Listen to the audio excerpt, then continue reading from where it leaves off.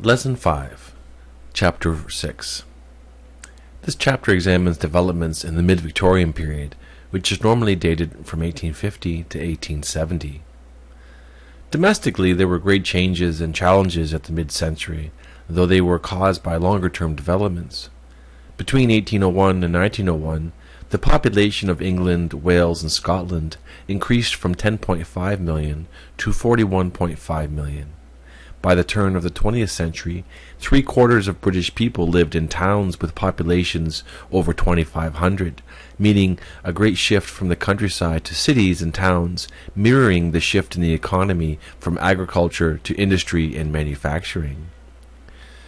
The greatest growth cities took place in the industrial centres such as Manchester, which grew from 40,000 in 1770 to 600,000 in 1900, a tremendous increase. Urbanization was part of the industrialization process. It transformed how people lived and caused immense challenges for cities and town councils. With so many people moving to towns and cities, how were the migrants to be accommodated? Because there was so little initial planning, because it meant government intervention, the result in the growing cities and towns were slums and dangerous health conditions due to poor sanitation and a lack of clean and safe drinking water. With the cholera outbreaks in the 1840s, Parliament gradually passed health regulations centering on sanitation and water. The textbook frames part of the discussion in the chapter as a smaller world. Changes in technology made this certainly seem to be true. Again, think of the transformative nature of a nation before railways, and then within a few decades, covered by tens of thousands of miles of railways. Railways had a great impact on business. Goods and natural resources could be efficiently shipped in new directions, that is, not dependent on rivers and canals to move more heavy items. They also had a great impact on people. Now people could travel much farther in shorter time than they could have previously. Day trips, afternoon outings, more leisure experience, more exploring of one's area of the country. International communication was revolutionized first by the advent of steamships, which could move mail and goods many times faster than sailing ships. For Britain and its prized colony, India, the opening of the Suez Canal in 1869 reduced the sailing time to reach India from Britain. Instead of having to sail around the southern tip of Africa, ships passed through the Egyptian Canal at Suez. By the turn of the 20th century, the telegraph could relay messages in minutes, technology that was important for Britain's empire. The textbook's discussion on education and religion shows some of the advances in extending education to all children, but also the limitation to accessing higher education for many, and especially for women, who could only take degrees at a few universities, not at the two most prestigious ones, Oxford and Cambridge, until into the 20th century. In Ireland, religion and education, at both the elementary and post-secondary levels, was complicated by the denominational divisions. At Trinity College Dublin, where I did my PhD, Catholics could take degrees, but were generally barred from attending the school by the Roman Catholic Church itself, a ban that was only lifted in the 20th century. In terms of international relations, the 1850s were a key decade in the mid-Victorian period. The Crimean War shattered the European peace established after the Napoleonic Wars, and showed glaring inadequacies of the British Army's leadership and reliance on class and position rather than merit in attaining leadership positions. The Crimean War was Britain's only European war between 1815 and 1914. Known to contemporaries in Britain as the Russian War, it was ostensibly caused by a Russo-French dispute over the guardianship of the holy places in Jerusalem. Both Russia and France claimed the right to protect Christians within the Ottoman Empire. The Sultan desired to please both nations, but satisfied neither. War arose from long-term Russian ambitions to expand westward and southward, which was resisted by Britain as a matter of policy. British concern was for the security of India, and for the route to India through the Mediterranean and Middle East. This committed them to the defense of the Ottoman Empire, which by the mid-19th century was a declining power, particularly in its Balkan Peninsula territories. Thus, from the 1850s until World War I, the Ottoman Empire was often referred to as the sick man of Europe. The British saw the Ottoman Empire as a bulwark against Russian expansion into both Eastern Europe and Asia Minor, that is, modern Turkey. Ottoman weakness was thus a constant temptation for Russians, who had a long-standing strategy to gain access to the Dardanelles Straits, which would give Russia access to the Mediterranean Sea. In 1853, Russia claimed status of protectors of Christians living in the Ottoman Empire, and Russia occupied 2 Ottoman provinces. Later in that year, the Ottomans went to war with Russia. Britain and France, later joined by Sardinia as well as Turkey, issued their own ultimatum on the 27th of March 1854. The British goal was not to conquer Russia or overthrow the Tsar, but to punish Russia enough to exact concessions from them. The British Army's performance in the Crimean War was characterized by incompetence. Logistically inept, the Army could not adequately supply the men with enough food, warm clothing, or dry shelter. Thousands of British soldiers died from cholera and dysentery. Military leadership was spectacularly inept, as the army was still operating on aristocratic lines as from the Napoleonic Wars. Lord Raglan, the commander of the Expeditionary Army, had never even commanded troops in the field, and his ranking officers held their commissions by purchase, not by merit. Lord Cardigan, commander of the Light Brigade of Cavalry, and Lord Lucan, commander of the Heavy Brigade of Cavalry, were inept brothers-in-law, whose aristocratic stupidity led to the futile but glorious events of the war, the charge of the Light Brigade at Balaclava.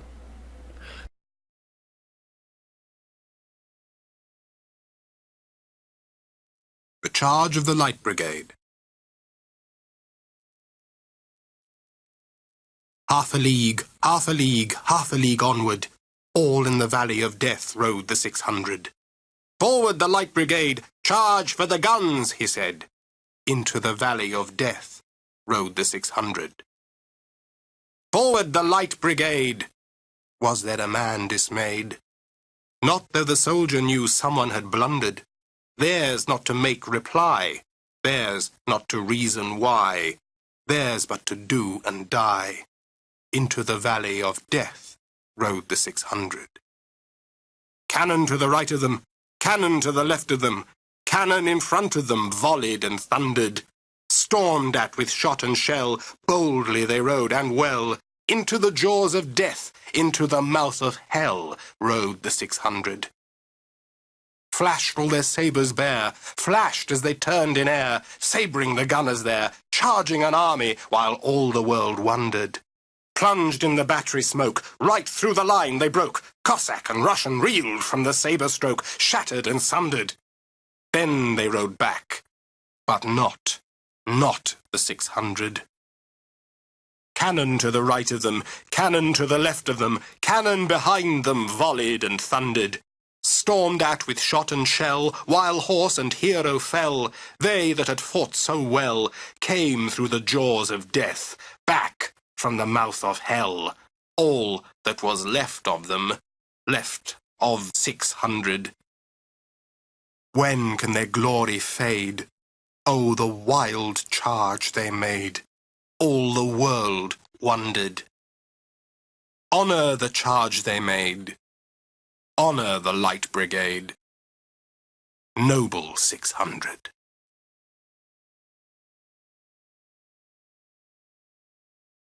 The Crimean War was one of the first with newspaper correspondents there, sending back reports back by telegraph of the army's bungling. By the resulting treaty, Russian guarantee of the Ottoman Empire's independence, and Russia withdrew claims to be protectors of Christians under the Ottoman rule. Significantly for the British military, the war led to changes. For one, the British public had to accept larger standing army, now set at about 225,000. For another, ability and merit slowly replaced connection and wealth as means for advancement within the army. It was recognized that leaders on the battlefield should be there because of their experience and aptitude, not because of their aristocratic family or connection. In 1871, the purchase system itself was finally abolished, and merit would finally determine rank. The American Civil War was, of course, another important mid-century conflict. though one in which Britain was not a direct combatant. As the text discusses, for various reasons, cultural and economic, the British government and people took a complex view on which side to support during the conflict. Conflict within the British Empire was most important in this period in India, especially the 1857 Indian Rebellion or Mutiny. One of the marvels of how the British were able to rule over the vast Indian subcontinent with relatively few British administrators, civil servants, and army personnel was because they relied on the collaboration of Indians in the civil service, in the government, police, and so on, and especially in the army, in this case the British East India Company Army at the time. At mid-century, something like 300,000 of the 350,000 strong Army of the East India Company were native soldiers called sepoys. A mutiny within the army, sometimes referred to as the Sepoy Mutiny, spread into an anti-British wave of violence in India. The aftermath of the mutiny was a change in the administration of British rule in India. The Indian Mutiny was an anti-British movement, a response to a general feeling of growing westernization of India by the British. This was happening in many ways. For example, whenever an Indian prince died without a legitimate heir, the British would claim the right to annex the state. The British also claimed the right to annex a state if they claimed it was badly governed. Delhi replaced Calcutta as the capital of India. Western civil and criminal law codes were introduced. A new education system, including university-level education in Western science and literature, was introduced. But this new educational system that created a new westernized ruling elite never won the allegiance of Indians. The 1857 mutiny was thus an uprising against British rule in India. The proximate cause was the General Service Enlistment Act of 1856, which required troops to serve overseas, itself a threat to caste, as well as involving voyages by sea, where the risk of contamination in confined quarters from those of lower caste by shared messing and sanitary facilities was ever present. In India, caste was a form of stratification in which an individual's social position was fixed at birth and could not be changed. There was virtually no intermarriage between the members of different caste groups. The famous greased, in reality waxed, cartridges introduced the same year proved to be the last straw and the spark that set off the mutiny. It was rumored that these new cartridges were lubricated with grease from cattle, which were holy to Hindus, or pigs, which were unclean to Muslims.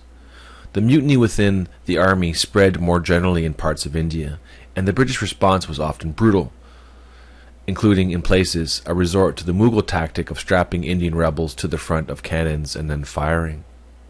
The rebellion was eventually put down, but the events of 1857 marked a watershed in Indo-British relations. In its aftermath, the British had to reconsider their role in India.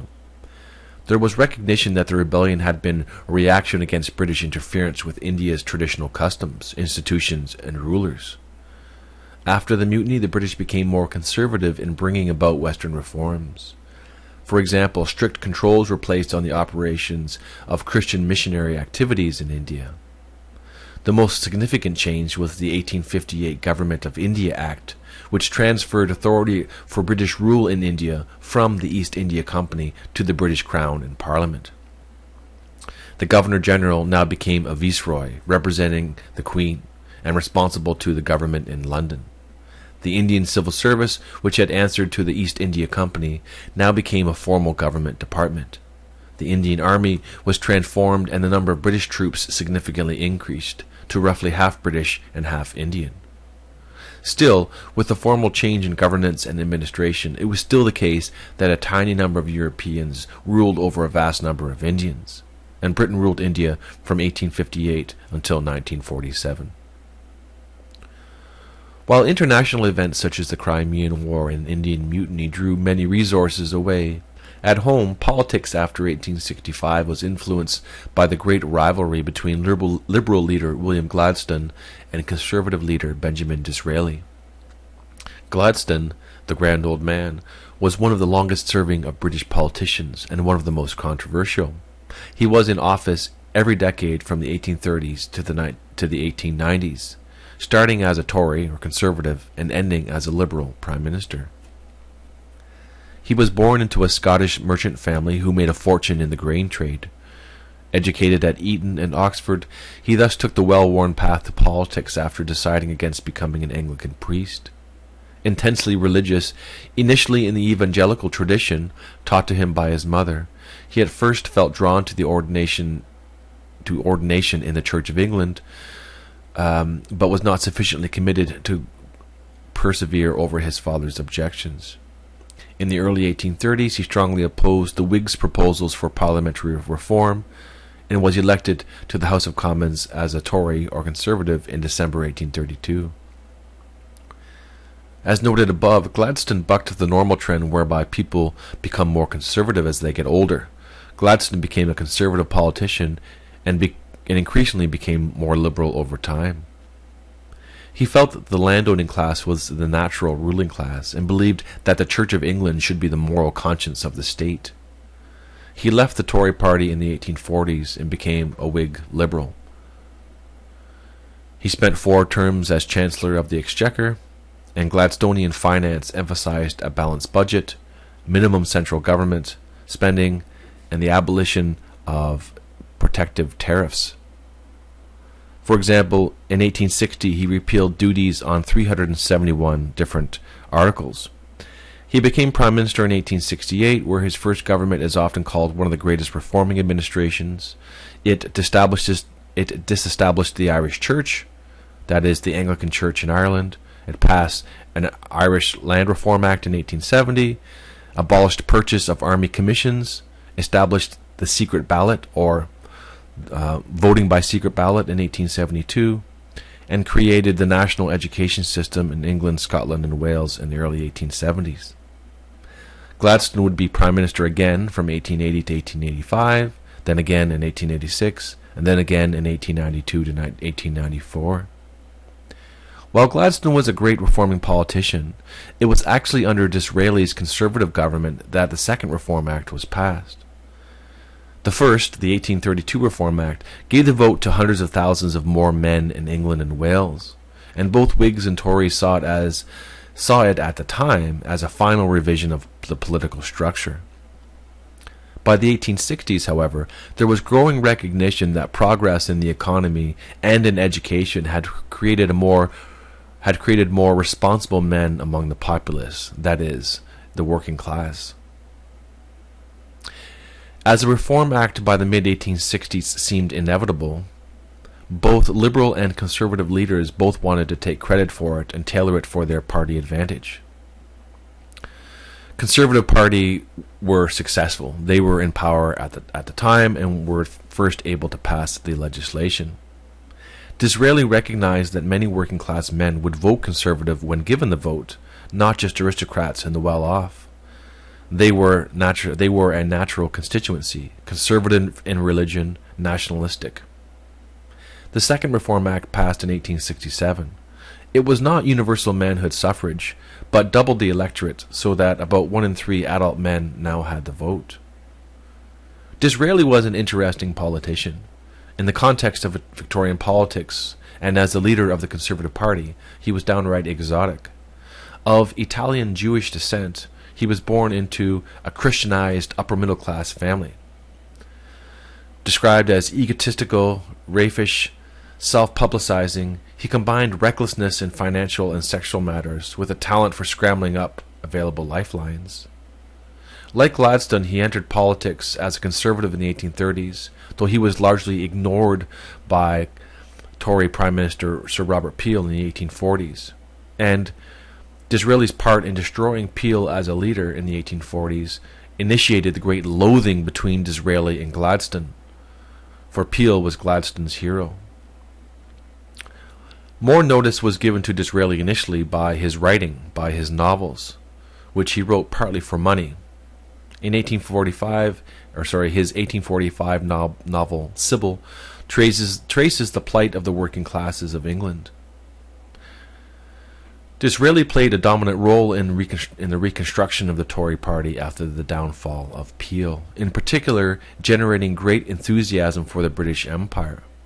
He was largely responsible for the introduction of the Second Reform Act, and famously, upon becoming Prime Minister in 1868, said, quote, "I have climbed to the top of the greasy pole." He was Prime Minister again in 1874 to 1880, during which Britain bought a controlling interest in the Suez Canal and made Queen Victoria Empress of India.